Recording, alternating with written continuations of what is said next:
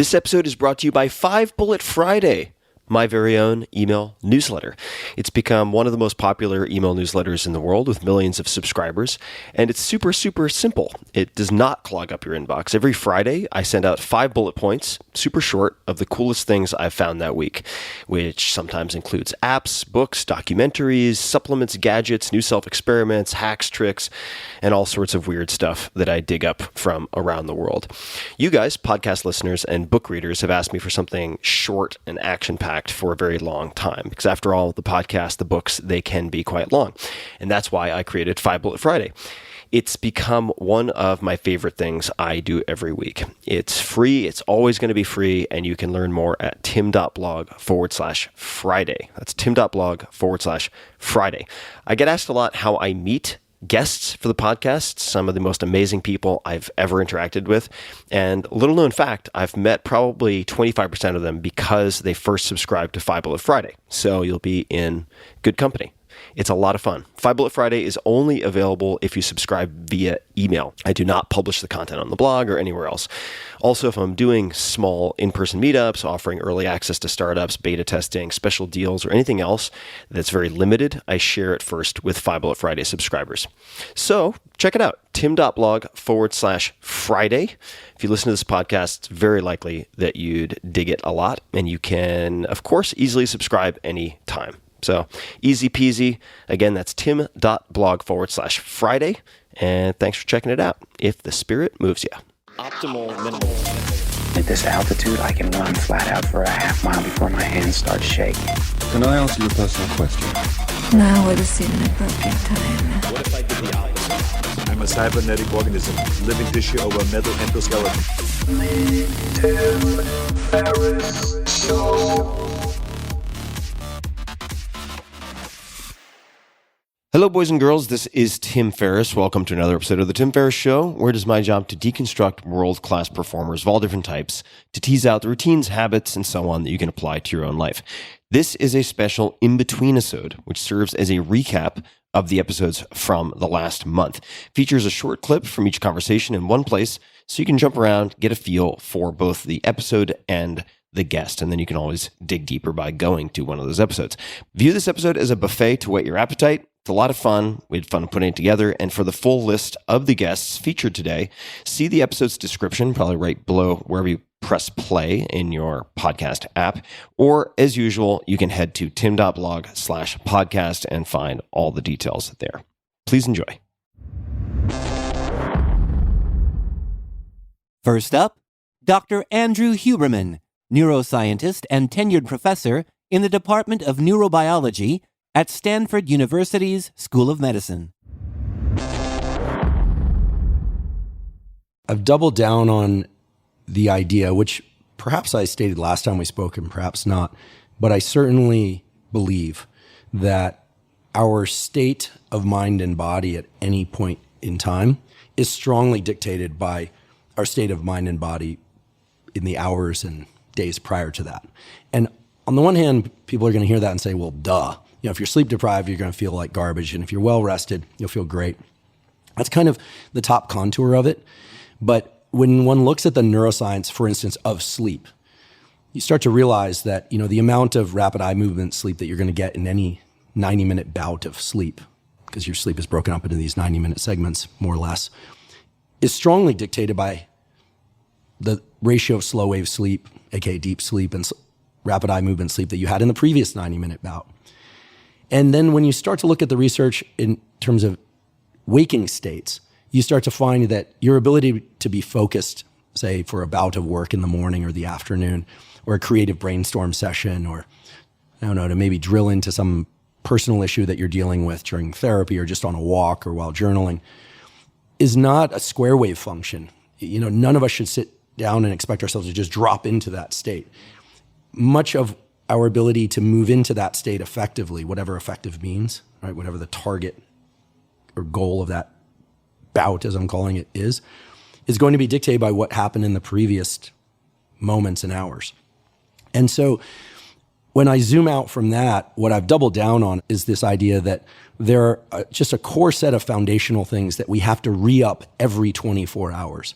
I think thanks to the incredibly hard work of Dr. Matt Walker at Berkeley, the sleep diplomat on Twitter, right? It's such a great name because it's so appropriate. I mean, a decade ago or so, it was like, I'll sleep when I'm dead. That was the dominant mentality out there. And yeah, sleep's great, but getting stuff done is more important.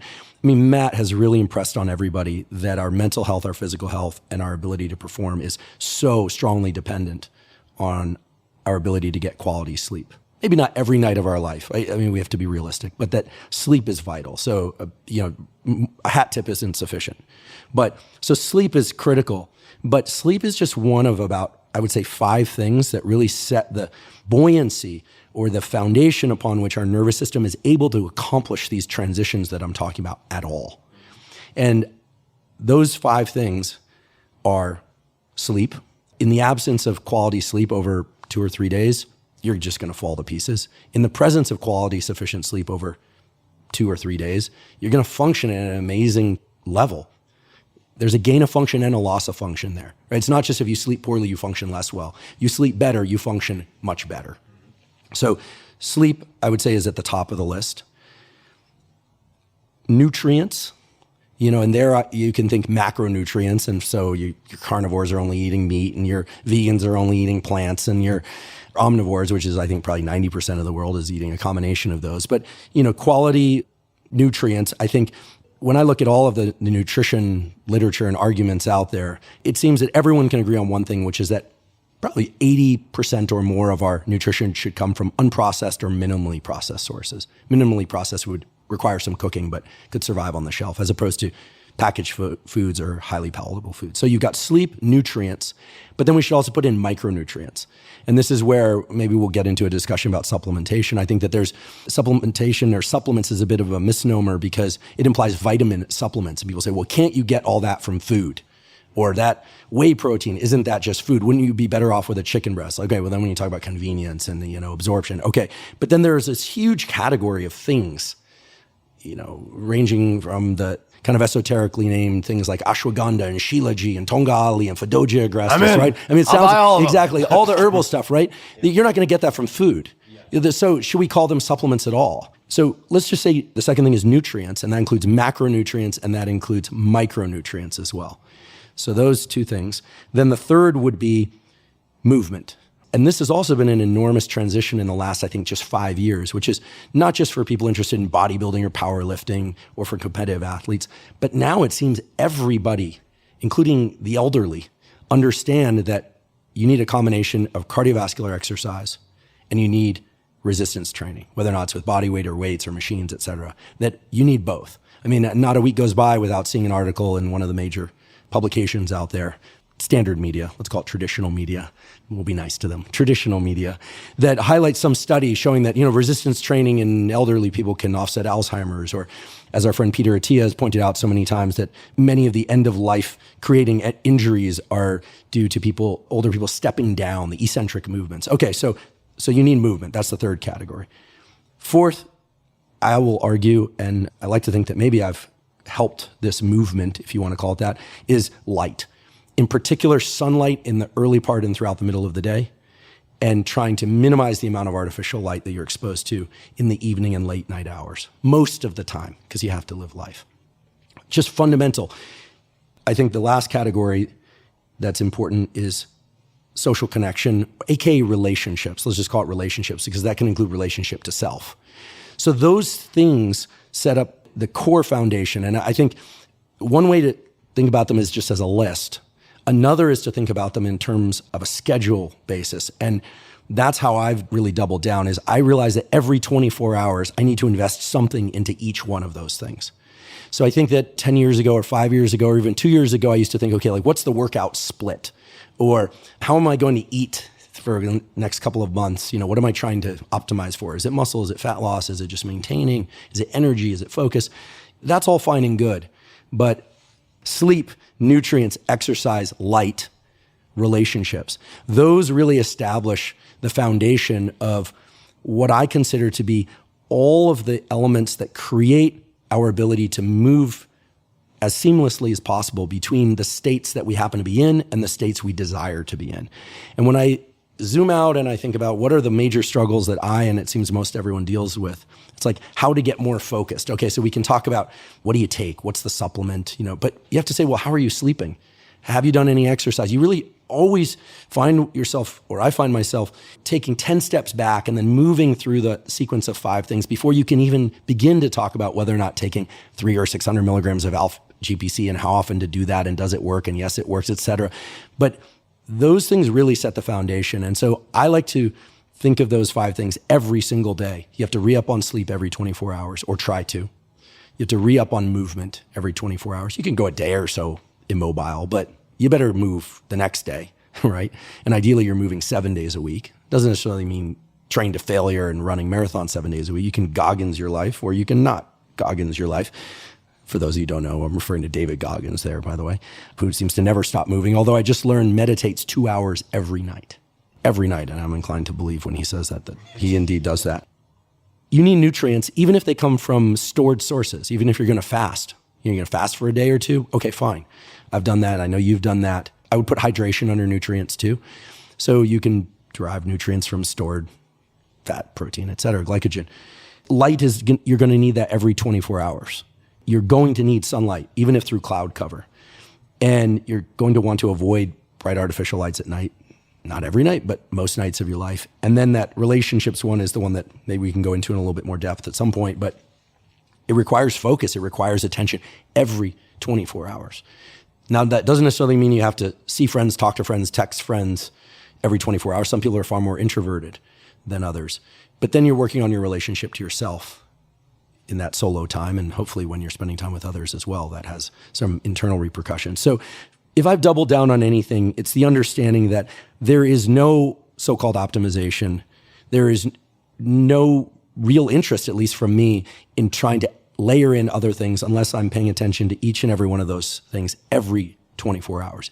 You have to re-up on each and every one of those 5 things every 24 hours. And if you don't, you can get by for a day or two, but pretty soon you're going to hit that wall where you won't be able to do any of the things that most people are actually seeking to do. And the last thing I'll say about that is, I think people hear a list of those 5 things and they think, gosh, okay, well, that must be nice for you, Andrew and Tim. You wake up, you look at sunlight, you guys don't have kids, you don't have to worry about kids running around, you don't have to, you can exercise. There are ways of layering in the protocols that re-up, as I'm referring to it, these 5 things every 24 hours that also include other people in your life, kids, pets, etc. Exercise certainly can include that as well. But I would argue that there is no showing up properly for yourself and for the other people in your life unless these things are being handled. And it's not about becoming soft and cushy. It's about becoming quite resilient and effective. It seems so simple, but as our friend Paul Conti said to me recently, he said, after all the analysis and pouring through things and the complicated notions of the subconscious, he's a psychiatrist after all, in the end, really great mental health is about simple practices like first principles of self-care. To which I raised my hand and said, well, what is a first principle of self-care? I'm a biologist after all. And he said, it's basically the things that we were just talking about. There's those 5 things. And so I'm doubling down, I'm tripling down on those as essential to the point where nothing else really happens for very long unless those 5 things are tended to. Next up, Dr. Peter Attia, author of the new book, Outlive, The Science and Art of Longevity. My response to alcohol while we're on that topic is, if I drink something that doesn't taste incredible, I pour it out. I'm never going to tolerate a bad glass of wine, ever. It's just not worth it. So since we're on it, I'm going to pull us back to this question of data, probably through the lens of continuous glucose monitors and the best uses and maybe the most common misuses for people who do not have, type 2 diabetes or type 1 diabetes. But let's just sit with the alcohol for a second. So what are your personal rules for alcohol consumption outside of if it tastes mediocre or shitty, it gets poured out, which is a great rule. But what are your favorite types of alcohol? How do you personally navigate that? Well, I'll start with kind of quantity. Yeah. So I would personally just say there's going to be insane reason to have more than 2 drinks in a day. So it's sort of somewhere between 0 and 2. And it's got to be a really good reason to drink on more than 3 days a week. So in the back of my mind, I'm keeping a tally, which is I really shouldn't be having more than about 7 drinks in a week. And again, 7 drinks in one day is very different than 1 drink a day for 7 days. So it's the frequency and it's the dose, and that defines the poison. The second thing is I really have to make sure that drinking is a good 3 hours away from sleep. Again, when I say these things, people say, Peter, you must be a robot. No, I'm just saying these are general principles. There are going to be times when I violate that. I think I posted something on Instagram a little while ago, which was like the most rancid night of sleep. I mean, my sleep data were comically bad. And the reason was we had friends over. It was very late. We drank, we ate. I basically went to bed. By the time they left at like 10:30, I went to bed and we had just finished eating sort of thing. And not surprisingly, my sleep sucked. The point I made in the post was I'd do it again. It was a fantastic night. The 4 of us hadn't had dinner together in a long time. So you just have to be very thoughtful and deliberate about the choices and trade-offs that you make. As far as the type of alcohol, I think people love to, this is again an example of something I think we tend to over-index to. Oh, I drink a lot, but let me tell you, it's just vodka and tequila, so it's got to be good for me, right? It's like, no, alcohol's alcohol, right? So I love tequila, I love mezcal, I love really good wine, and I love really dark Belgian beer. I'm not deluded to think that any of those are healthy. And I know that there are some people who have, a horrible reaction to certain types of alcohol. Well, I would put that in the same category as people who have a horrible reaction to certain types of foods. Don't consume them. But I think mostly where I focus, Tim, is on how much am I going to drink? How close is it going to be to bed? And what's the total tally per week, and never exceed a certain tally in a given day. Next up, CEO coach Matt Mochary, author of The Great CEO Within, which is available on Amazon and online as a free Google Doc.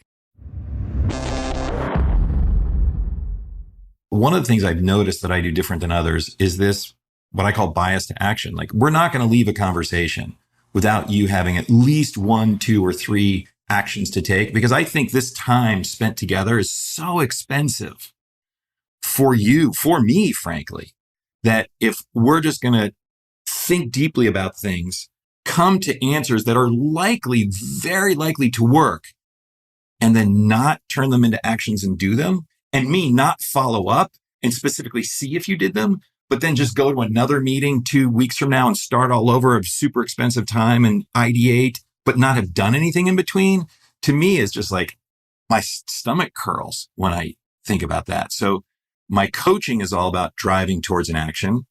And I have a system, and the system is all about writing that down and checking to make sure it got done. And that's it. And I find it works with individuals, it works with teams, it works with companies, and it's called accountability. And it can be done in a micromanaging, shameful way, or it can be done in a, I'd like to help you succeed way. And of course, as a coach, you can stop coaching with me anytime. So it's much easier for me to make it feel like I'm trying to help you succeed way. If I'm your boss and giving you a paycheck and you're afraid to let go of the paycheck, then it can easily feel like I'm micromanaging you. But there is no difference. When I coach someone, I become their manager, period, end of story. And if by the 3rd meeting, they feel more successful, more engaged, more empowered, then they know the system works. And it's all written out. So they can just copy, paste, use with their team members, and then it works with their team members as well. Let's look a little more closely at accountability, because this is one of my favorite topics. And I mean, the tools can be rusty, they can be even mediocre in a lot of cases, but if you use them routinely, it's a lot better than the person who has a pristine, perfectly sharpened tool that never gets used. And for me, and I've thought and written about this a lot as it relates to behavioral modification, which is what we're talking about in many respects, whether that's diet, exercise, quitting smoking, starting a new behavior, whatever it might be, New Year's resolutions, that accountability beats elaborate planning most of the time. I would say all the time. All the time. Great. So let me read something. And this is, I believe this is either something written by you or your team. And I'd love to hear you elaborate on it. If we have to do something that isn't fun and we're alone, it is painful. But if we're in the presence of another human, then we're usually okay to do that thing which isn't fun. Who that other human is doesn't matter too much. It can be our child, our EA, or any other random person. Could you give an example of how this might work? Because I found this to pique my curiosity. I find that there are generally personality types that I encounter when coaching, and one big bucket is introvert versus extrovert. And obviously it's a sliding scale, but people generally fall one side or the other. And extroverts, I've noted, and I'm an extrovert, just feel more comfortable around humans. And there are these solo tasks. This goes back to, in the beginning, you talked about your anger, your frustration around having to do these administrative tasks that don't create any value, but only you can do them because you're the investor, named investor individually. So only you can get the K1 and your assistant can't get it because she's not you. And what a pain in the ass. And you've got to do it. And you're probably doing it alone. And you're probably going, ugh. And so I have things like that as well. And plenty of extroverts have things. There's some amount of stuff you just got to do. And so what I've noticed is in my own life, and I've recommended this to many people and they've done it and like, oh my God, that's amazing, is just having another living, breathing human in the room creates a sense of peace, enough of a sense of peace that these tasks no longer feel so annoying because our body is no longer so sensitized. We're sensitized. Extroverts are sensitized when they're in the alone position. But when they're not alone, their bodies just aren't as sensitized. And so these tasks become less onerous. And I've literally hired people to sit in my office with me on a couch reading a book while I do administrative tasks. And it works. And I've recommended this to dozens of people and they now do it and it works for them. Next up, David Deutsch, visiting professor of physics at the Center for Quantum Computation, a part of the Clarendon Laboratory at Oxford University, and Naval Ravikant, co-founder of AirChat and AngelList, and this interview's co-host. And as an aside, one beautiful output of that I saw in one of your books was that if you were to look at, there's lots of ways to be wrong, but there's only a few ways to be right, or there's certainly less ways to be right than there are to be wrong. And because the ways that are right are likely to be copied, if you were able to peek at the entire multiverse at once, you would see truth as a thing that is repeated across the multiverse. So I took that in a fanciful way as a meaning of life, which is I want to be the version of myself that is successful in the most instances of the multiverse, because that contains the most truth. We want to be multiversal crystals. Yes, the closer you are to the truth, the more of you that exists in the multiverse in a very odd way. So there's your practical application of multiverse theory combined with epistemology.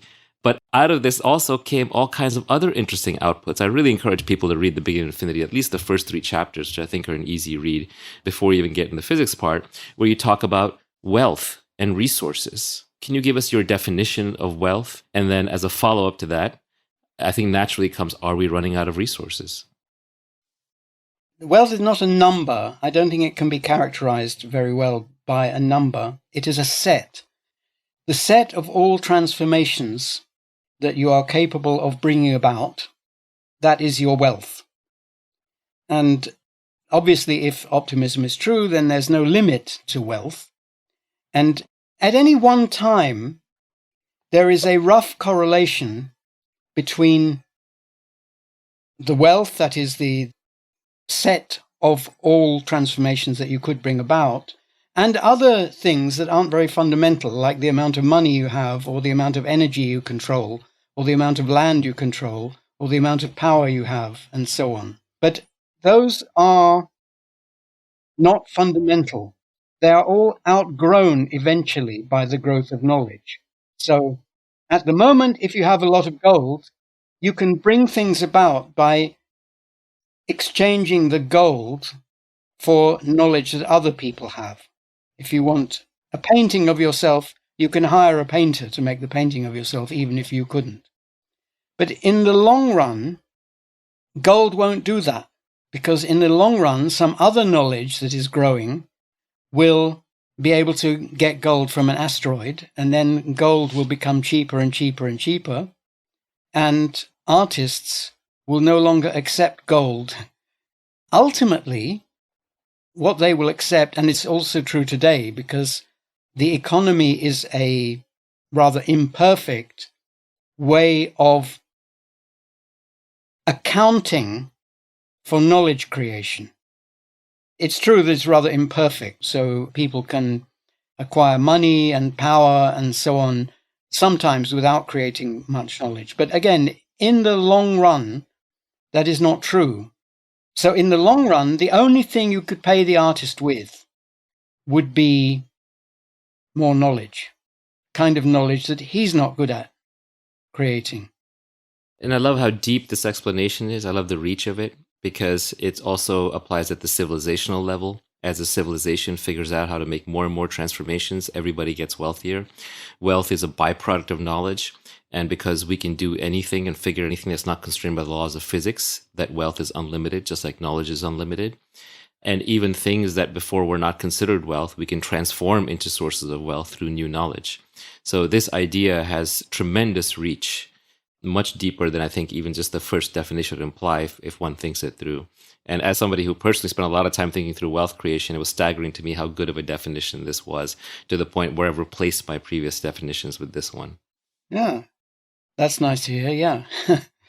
When you have an idea, let's say you're a geologist or something, you have an idea about geology, suddenly your idea has converted some rocks into a resource.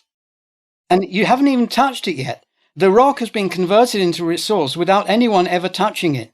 Just the idea in the mind of somebody has converted the rock into a resource. I mean, I've just mentioned asteroids. Somebody thought of mining asteroids. Nobody's mined an asteroid yet, but they have already made asteroids more valuable just by thinking of that. Yeah, it's like a solar power is basically a set of ideas that converts sunlight into an energy resource for it that's usable by humans. Before, it was only usable by plants through photosynthesis. The discovery of fire turned wood into a resource. Nuclear fission turned uranium into a resource. And so resources are things that we create through knowledge rather than some finite, static, fixed set of things that we burn through and abuse and use up. Yes, and before anyone had those ideas, the objects, the physical objects in question, obeyed the hierarchy rule. But as soon as you have that knowledge, it was the other way around. The hierarchy rule, people turn everything the other way around. It's instead of massive, energetic things dominating less massive, less energetic things, it's things with more meaning that dominate things with less meaning. Things with more knowledge dominate things with less knowledge, or, hopefully no knowledge, because we don't want to dominate people. Next up, Michael Mauboussin, Head of Consilient Research on Counterpoint Global at Morgan Stanley Investment Management. Now, in addition to The Wisdom of Crowds, there are a number of books that came up in the process of doing research for this conversation that you've mentioned. And I don't mean to imply that we need to spend a ton of time on all of these, but I would love to at least get your take on two that have popped up, and there may be one or two more, but I'll mention two. One is Against the Gods, The Remarkable Story of Risk, and this came to mind because you had just mentioned risk in the context of Switzerland. And the other is Complexity by Mitchell Waldrop, if I'm getting that pronunciation right. Why are either or both of these books meaningful or must-reads or important in any way? So let's start with Against the Gods. It's written by Peter Bernstein, who was a brilliant economist and historian.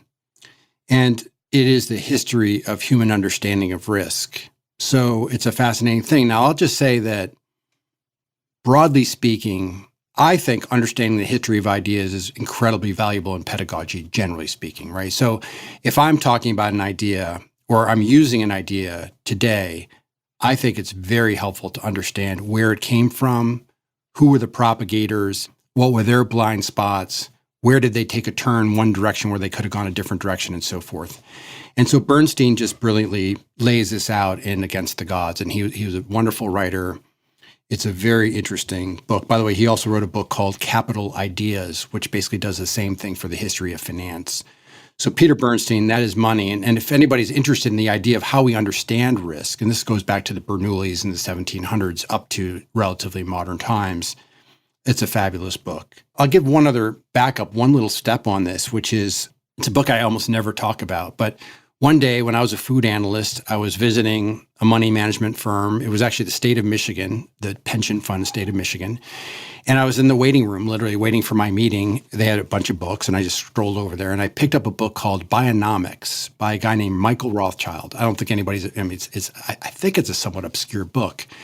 But as the name would indicate, and this book was written, I think, originally in 1990. And as the name would indicate, what he was saying was the way to understand economics is really through biology.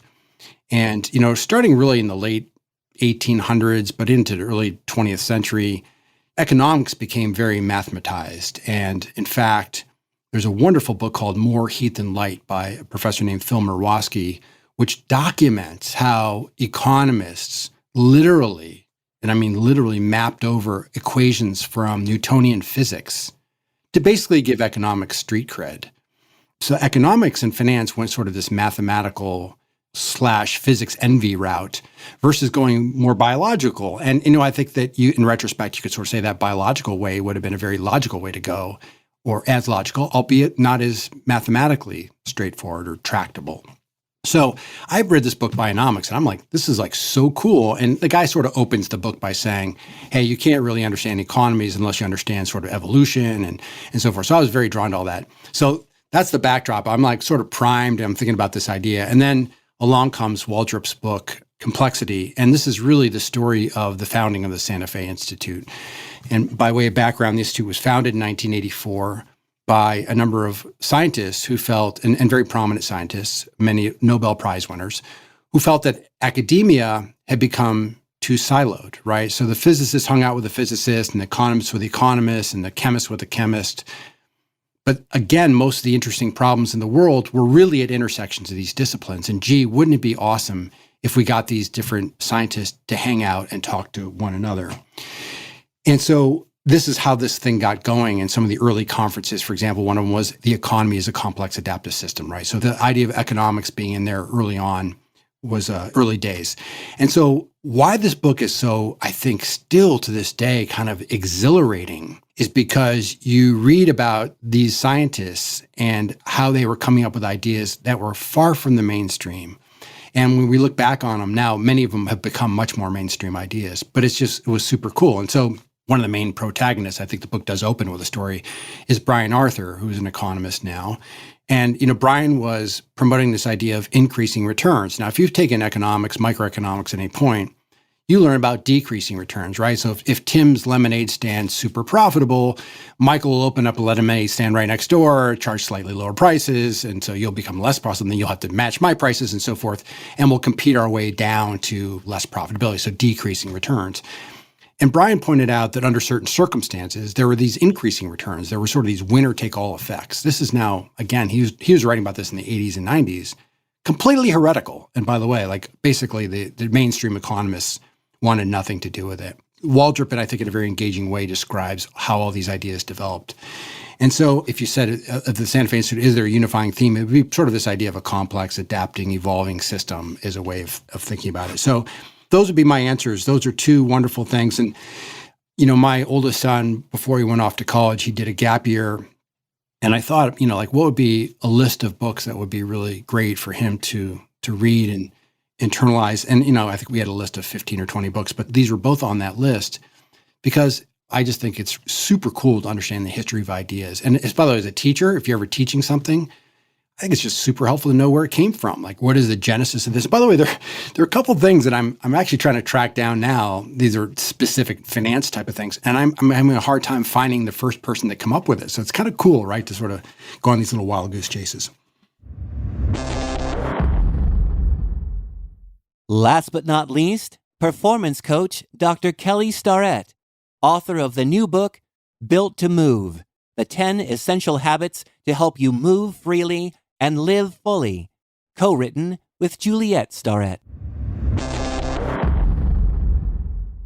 800G. I assume that doesn't mean $800,000. 800 grams? 800 grams. So food can be a little sensitive for people. When we talk about food with people and diets, 5% it's per performance. I'm a cyclist runner, right? I want to build muscle. And the rest of it tends to be around how do I change my body composition? So we'll start with that assumption. Now here is the non-trigger warning. If you're vegan, carnivore, paleo, vegetarian, I'm still talking to you. Okay? Doesn't matter what you eat. We found that when I back up, didn't want to ever get near nutrition for all the reasons that it's complicated. It's highly individualized. It's cultural. People have strong ideologies around it and real personal identities around it. It's super cool. I think nutrition for a lot of people has become almost like entertainment. It's like a hobby. Or religion. Well, sure. But if we get down to you're working with me and I'm worried about your tissue recovery or tissue health or you're injured, because again, a lot of times it comes through, or we're trying to keep lean body mass on you because you're aging and it turns out maybe fat is a problem, but keeping your lean body mass is a bigger problem. When we actually get into how much protein are you eating, people oftentimes do not get enough protein. And so notice that I'm like, oh, you want to eat raw bear steak? You knock yourself out. You want to do plant pea cricket protein? You knock yourself out. I don't care. But let's see if we can establish what a reasonable amount of that is. And again, what I really like in my life is getting something for nothing. And something for nothing in this situation is that we found that when people started eating more protein, guess what happened? They got fuller. So 800 grams of protein a day? No. Yes. That would be great. For the low price of $69.95 per month with a free dialysis machine for the first year. All you need to do. That's right. So we found that a reasonable amount of protein was somewhere between 0.7 and 0.8 and 1 gram per pound body weight. That's a reasonable amount. That's not crazy. We're not going to shock load you. And remember, a lot of times, if you're trying to change your body composition or heal or grow, we need to make sure you have enough protein on board. And so one of the things that we found was this was an easy way of controlling satiety and actually making sure that people had on board what they needed to recover and to heal. And what I'll ask you is, if you count the protein that your growing children are eating, you might be shocked to discover they're actually in some pretty low to moderate protein diets, just because it's hard to get kids to eat those things. Okay, protein aside. And again, however you want to do that is fine with me. If vegetarian, it may be harder to hit your protein minimums. But one of the things that we saw a lot was our vegetarian friends would come in with these little tendinopathies and some of these issues. And when we asked them about the whole sort of pantheon of potential behaviors that went along with that, we found that they were really under-proteined. And the international track and field folks, everyone, sports, they really have this 1 gram. It hovers around 1 gram per pound body weight. It really ends up being a very reasonable number that a lot of people agree on. Okay. Which is still a lot more than most people consume. Great. So guess what? Now you have a vital sign. Yeah. Right? And if you didn't nail it today, you'll nail it tomorrow. So where's the 800 come in? Okay. So this is the magic. We have seen a dearth of fruits and vegetables eating. And this 800 grams comes from our friend E.C. Sinkowski. And E.C. came up with this idea that, hey, what if instead of taking things out of your diet, we expanded your diet? What if I said, Tim, you want to change your body composition, I'm going to have you eat a lot more. You'd be like, well, sign me up. So 800 grams is 800 grams of fruits and vegetables. And they can be frozen, they can be fresh, they can be cooked. It doesn't matter. So 4 big apples is 800 grams, right? So it's not as crazy as it sounds. It's not as crazy as it sounds. Banana is about 100 grams. You can think of it that way. So what I'm asking you to do is eat fruits and vegetables. And what we find is people don't really eat fruits and vegetables. They talk about it a lot, and they have a little iceberg lettuce salad. We've struggled to eat vegetables here in Japan. Actually, not only have we struggled, but we went to a sushi restaurant where one of our guides, who's fantastic, native Japanese, and I was overhearing, and someone's like, "Why are you laughing so hard, Tim?" And I was like, "Well," and then the guide explained. She said, "Well, I just asked, where can we get some vegetables? What are your vegetable options? Do you have vegetables?" And they were like, "No." It says sushi on the door. Yeah. What's the question? This is not a vegetable restaurant. This is a sushi restaurant. So we're agnostic about how you do that. You're like, I'm a rutabaga guy. Cool. You want to get 800 grams of rutabaga? But buried in there are these things called micronutrients, vitamins and minerals. Yep. And what also buried in there is crucial is this thing called fiber, which most people don't get a lot of. And one of the things we've seen when we have gone into this diet culture where we restrict and take out, it's really not very sustainable. And I have 2 daughters, full disclosure for one, who haven't always been the best eaters. But if I pack them full of strawberries and apples and whatever they want to eat, fruits and vegetables wise, again, fruits or vegetables, if you're like, I don't eat vegetables, I'm like, down, cool. Just you do fruits, that's fine. We found that there's a lot less room for crap in their diet. Yeah.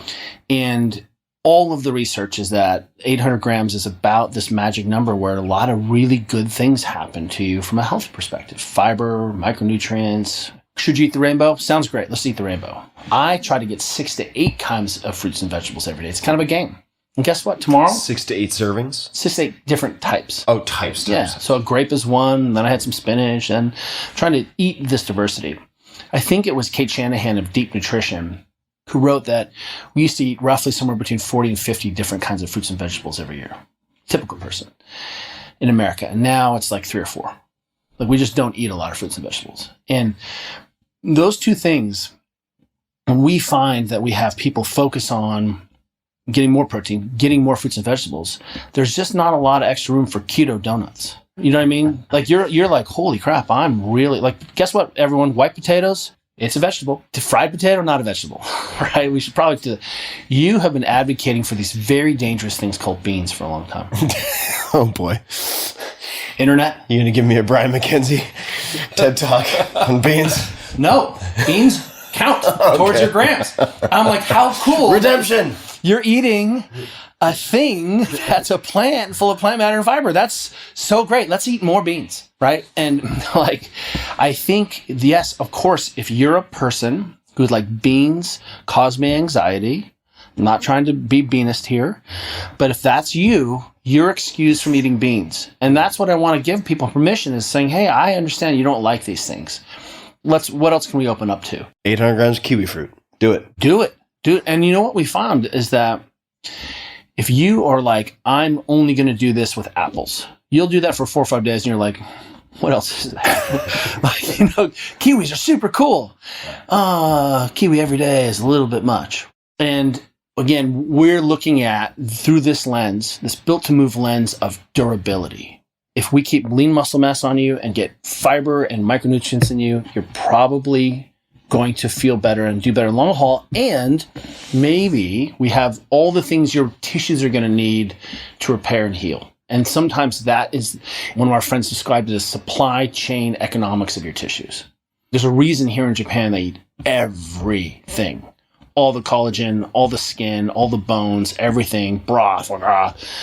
Those things have been part of our diet for a long time. Yeah, totally. So a few thoughts for folks also on top of that. So with getting an increased volume of vegetables, fruits, it may make sense if you have the savings to do so, the cash flow. Look at a list called Dirty Dozen. There are certain plants that have more pesticide exposure in the United States. Totally. And so you can use that to selectively either avoid certain things or consider selectively buying certified organic so that you're not dealing with... Like a strawberry, is my understanding, is like a sponge. So maybe spend your money on better strawberries. Yeah. Or like stick with bananas. But don't eat the skins. That's right. Less skin. Banana skin's not great. But you'll notice there, it's easy to demonize meat, for example.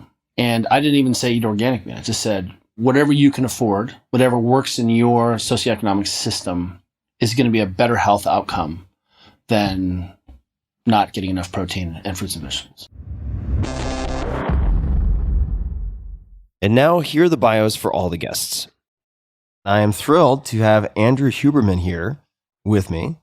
So great to have you here in person, Andrew. So Andrew Huberman, who is this Andrew Huberman? Dr. Huberman, PhD, on Twitter at Huberman Lab, is a neuroscientist and tenured professor in the Department of Neurobiology at Stanford University's School of Medicine. He has made numerous important contributions to the fields of brain development, brain function, and neural plasticity. Work from the Huberman Laboratory at Stanford Medicine has been consistently published in top journals, including Nature, Science, and Cell. For those who don't know, that's like having a sweep at the Oscars. But back to the bio. Andrew is the host of the podcast Huberman Lab, which is often ranked as one of the top 5 podcasts in the world by both Apple and Spotify. The show aims to help viewers and listeners improve their health with science and science-based tools. New episodes air every Monday on YouTube and all podcast platforms. You can find all things Andrew at hubermanlab.com on YouTube. That is Huberman Lab. Instagram, Huberman Lab, and also on Twitter, as mentioned, at Huberman Lab.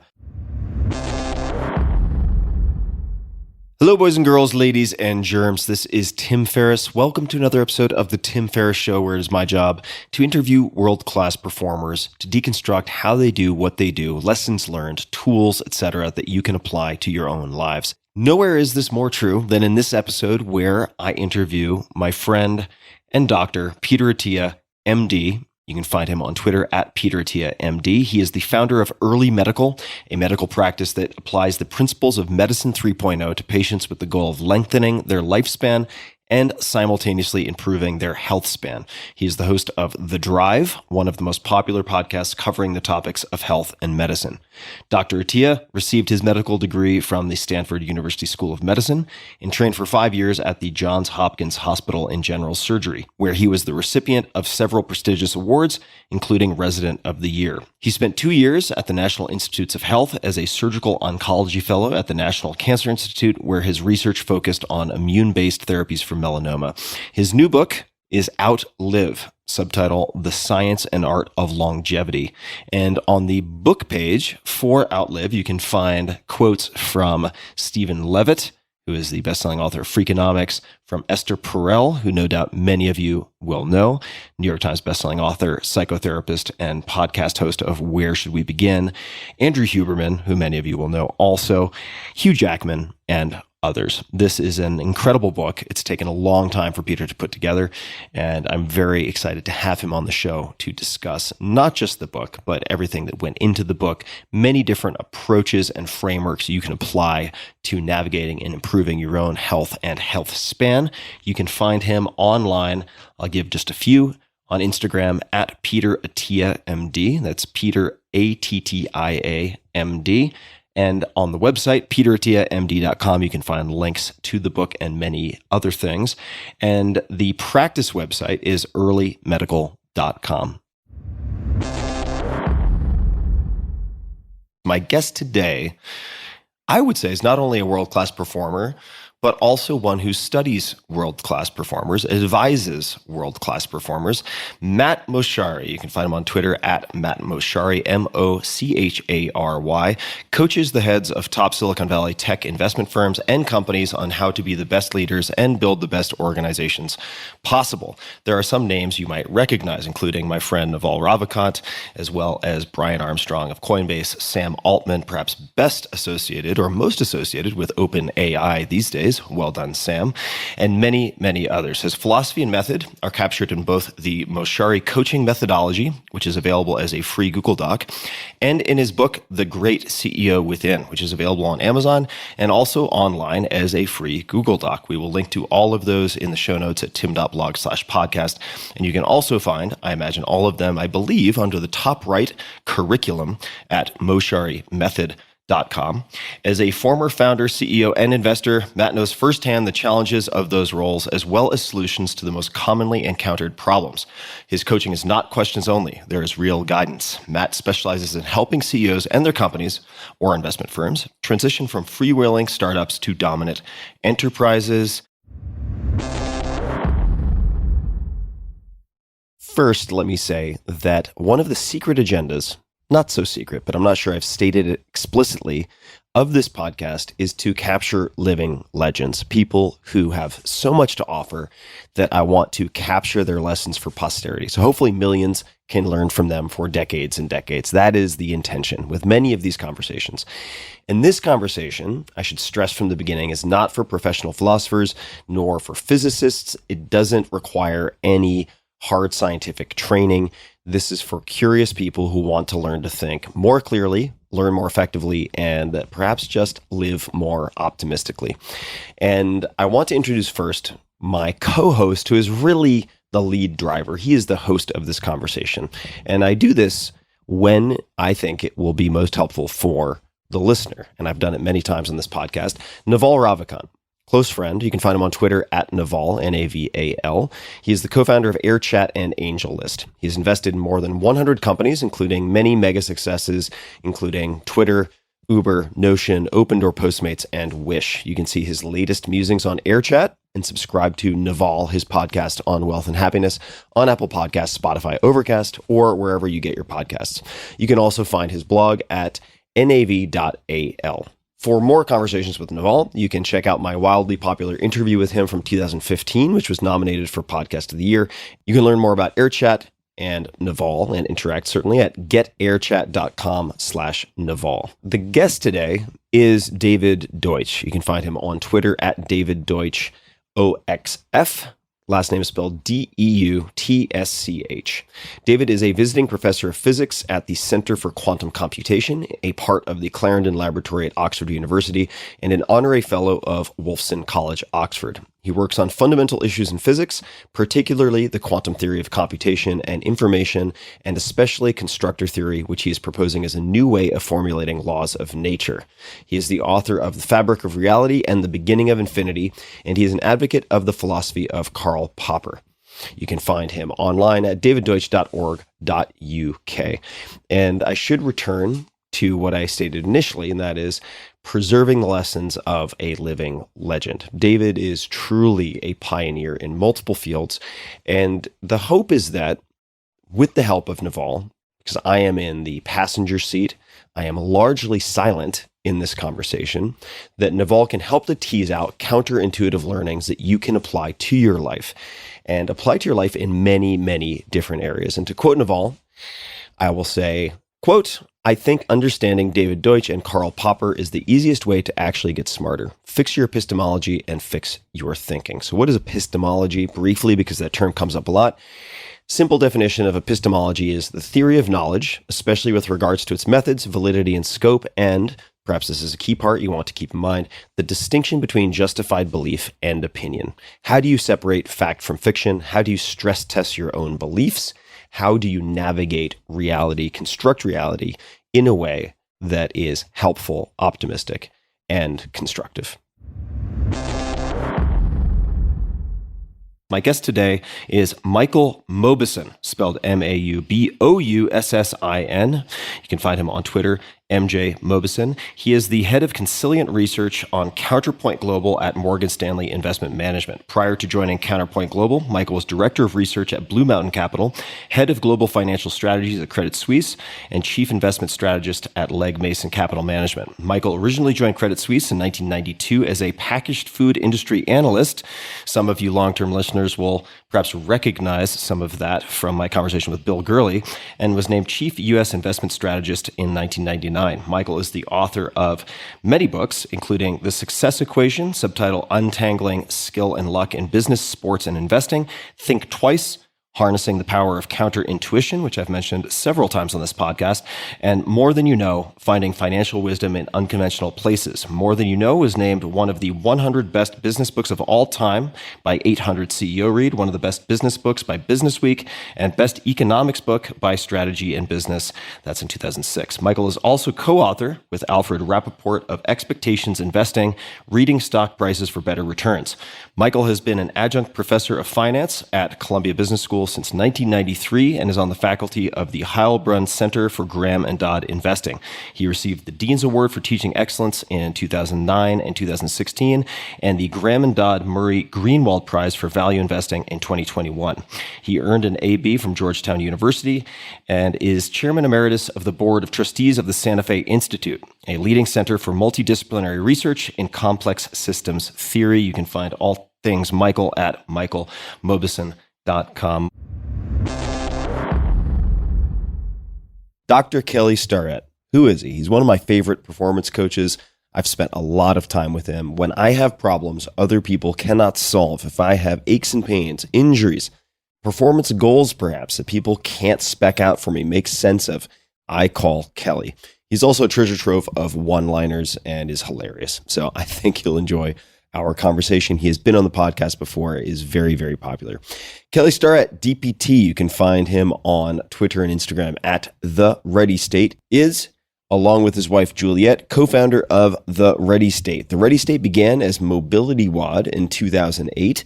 Just a side note, Kelly's like 230 pounds of pure muscle with quads bigger than my chest, and he is more mobile and flexible than I am. Full lotus, no problem. Couch stretch until you think your hips would explode, no problem. So he really walks the talk and squats the talk, as it were. All right, so the Ready State began as Mobility WOD in 2008 and has gone on to transform the field of performance therapy and self-care. You know, I'm going to keep adding in little tangents. I think it was for Kelly's 40th birthday, he decided, and he'll have to correct me if I get this wrong, that he wanted to do a few things to celebrate his 40th birthday and mark it as a milestone. And if my memory serves me, it was a standing backflip. Remember the dimensions that I mentioned.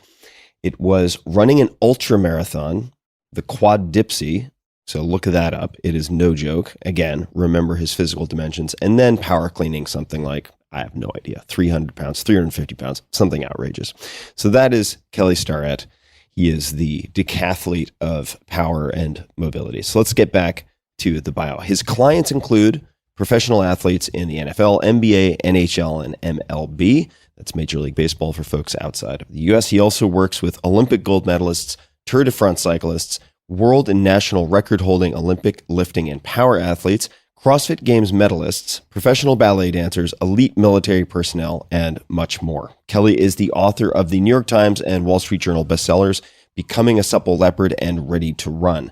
His new book is Built to Move, subtitled The 10 Essential Habits to Help You Move Freely and Live Fully, co-written with Juliet Starrett. So her name has come up a few times now, and I've known Juliet for a long time. Who is Juliet? I just have to mention a few things before we move on. So Juliet trained as an attorney. She's done a million different things. Badass in business, incredible operator, but also she was the U.S. national champion in extreme whitewater racing from 1997 to 2000, world champion from 97 to 98. She returned to the sport in 2018 to become world champion in the Masters division. So she is also very smart, very capable, very fit, and both of them as a team have really thought through what it takes to build yourself to move. Hey guys, this is Tim again. Just one more thing before you take off, and that is 5 Bullet Friday. Would you enjoy getting a short email from me every Friday that provides a little fun before the weekend? Between 1.5 and 2 million people subscribe to my free newsletter, my super short newsletter called 5 Bullet Friday. Easy to sign up, easy to cancel. It is basically a half page that I send out every Friday to share the coolest things I've found or discovered or have started exploring over that week. It's kind of like my diary of cool things. It often includes articles I'm reading, books I'm reading, albums perhaps, gadgets, gizmos, all sorts of tech tricks and so on that get sent to me by my friends, including a lot of podcast guests. And these strange esoteric things end up in my field, and then I test them, and then I share them with you.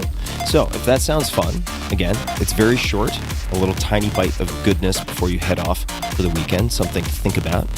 If you'd like to try it out, just go to tim.blog/Friday. Type that into your browser, tim.blog/Friday. Drop in your email, and you'll get the very next one. Thanks for listening.